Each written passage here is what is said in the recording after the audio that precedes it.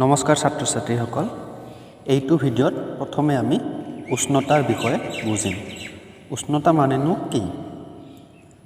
আমি জানো যে যিকোনো বস্তু জখমাপ কৰি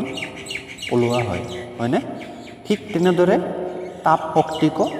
জখি উলিওৱা হয় বস্তু এটা কিমান তাপত উষ্ণতা তাকে বুজায়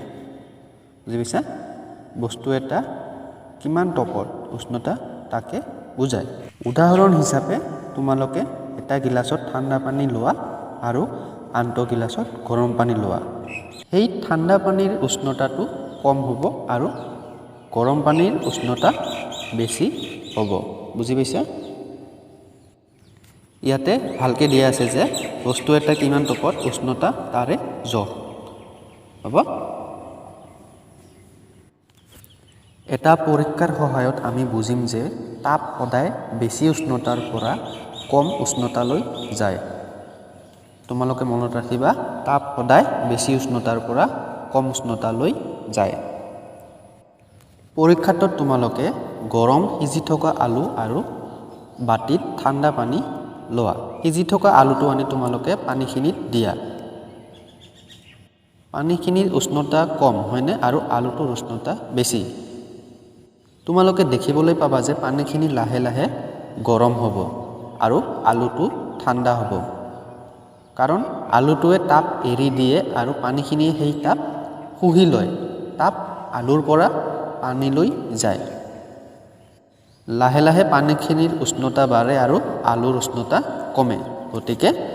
আমি ইয়াৰ পৰা বুজি পালোঁ যে তাপ সদায় বেছি উষ্ণতাৰ পৰা কম উষ্ণতালৈ যায় এতিয়া আমি বুজিম উষ্ণতা জোখা সঁজুলিৰ বিষয়ে আমি যিদৰে বস্তুৰ দিশ বা দৈৰ্ঘ্য জুখিবলৈ স্কেল বা ফিতা ব্যৱহাৰ কৰোঁ ঠিক তেনেদৰে উষ্ণতা জুখিবলৈও এবিধ সঁজুলি আছে আৰু সেই উষ্ণতা জোখা সঁজুলিবিধৰ নাম হ'ল থাৰ্মোমিটাৰ মনত ৰাখিবা উষ্ণতা জোখা সঁজুলিবিধৰ নাম হ'ল থাৰ্মোমিটাৰ দিশ বা দৈৰ্ঘ্যৰ একক হ'ল মিটাৰ দিশ বা দৈৰ্ঘ্য মিটাৰত জোখা হয় যেনে আমি কাপোৰ চিলাবলৈ গ'লে কিমান দৈৰ্ঘ্যৰ কাপোৰ লাগিব বুলি আমাক সোধে হয়নে তেতিয়া আমি কওঁ যে 2 মিটাৰ বা 3 মিটাৰ কাপোৰ লাগিব ঠিক তেনেদৰে উষ্ণতাৰো একক আছে তাৰে এটা এককৰ নাম হ'ল ডিগ্ৰী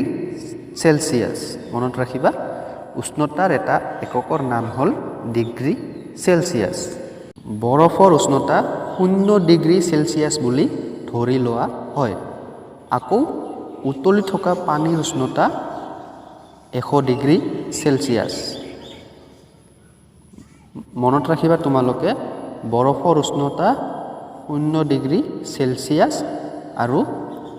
উতলি থকা পানীৰ উষ্ণতা 100 ডিগ্ৰী চেলচিয়াছ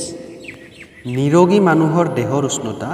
মানে এজন সুস্থ মানুহৰ দেহৰ উষ্ণতা প্ৰায় 37 ডিগ্ৰী চেলচিয়াছ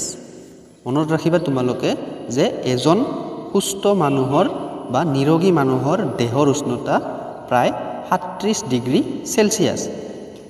বেমাৰ হ'লে শৰীৰৰ এই উষ্ণতা 37 ডিগ্ৰী চেলচিয়াছতকৈ কম হ'ব পাৰে বেছিও হ'ব পাৰে যেনে জ্বৰ হ'লে শৰীৰৰ উষ্ণতা বাঢ়ে শৰীৰটো আমাৰ গৰম হয় হয়নে শৰীৰৰ উষ্ণতা জুখিবলৈও এবিধ থাৰ্মোমিটাৰ আছে যাক আমি শৰীৰ থাৰ্মোমিটাৰ বুলি কওঁ